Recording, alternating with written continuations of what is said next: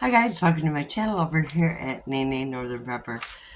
You know, we like to put foods away for long storage, but there's some foods that we don't want to put an oxygen absorber in to make it last longer because it's a bad idea.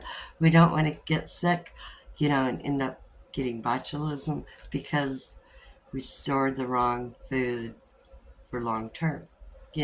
That's defeating the purpose, right?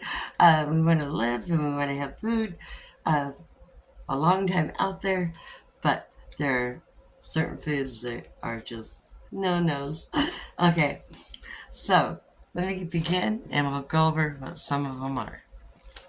And whether you store them in jars or mylar bags here, um, mylar bags are great to store stuff in, and so are, our glass jars.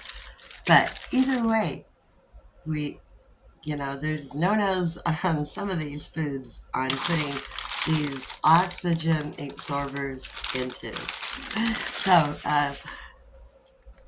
I'll start here. One that you're not going to want to put an oxygen absorber into is going to be your sugar. Unless you want a hard 4-pound block of sugar, don't put an oxygen absorber in your sugar because, we want this sugar to last, but not be a hard block of sugar. Okay, next item is going to be salt. Same thing will happen with salt. Do not put an oxygen absorber in it if you are expecting to keep it for long term. Pour it in your jar, seal it tight, it'll be good to go.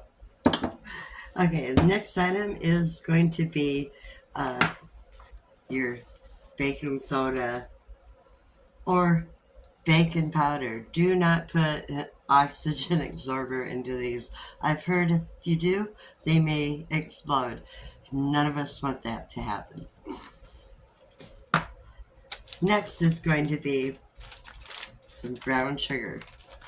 You don't need to put a oxygen absorber into the brown sugar because, like the white sugar, it's going to make it hard. Also, with your powdered sugar, these are fine, without an oxygen absorber. The way to tell if they are dry foods, like your pinto beans and, your dry beans, that's good, or even white rice. But don't put an oxygen absorber in your brown rice. It has more oils in it, and it just, it's not going to last as long. And, like I say, if you're letting moisture in, you don't want to get sick either. So you don't need in the brown rice.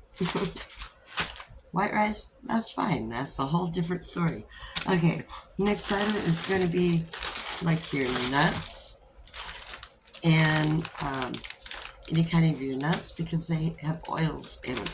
And you don't need to in your dried fruits, your raisins, your craisins, any of your dried fruits, you don't need to put an oxygen absorber into them. So, and then also, like granola, you don't need it, put it in a jar, seal the lid, and it's going to last you quite a while. But don't put an oxygen absorber in. Other items going to be like dry butter. Now, like when you buy something like this right here, your freeze-dried butter, that is processed, that is in a freeze dryer, and yes, if it's freeze-dried, they do put an oxygen absorber in the package, but that is done totally different. It's packaged already and freeze-dried. So there are a few other items, that you don't have to put a oxygen absorber in. Now, one thing when you do open up your oxygen absorber, make sure to take out, and hurry up and seal that bag back up, or put it in a quart jar, seal the lid. You can keep your oxygen absorbers, you know, lasting way longer, because once they get air, they lose their power to do what they're supposed to do, which is absorbing moisture. Um, and then also, you know, if you have a little chart here that, like, if you have 1 quart, you can use 100 cc of oxygen absorbers, a pint 50 cc. If you're using a gallon, go to 400 cc, and if you're doing a bucket, 2000 cc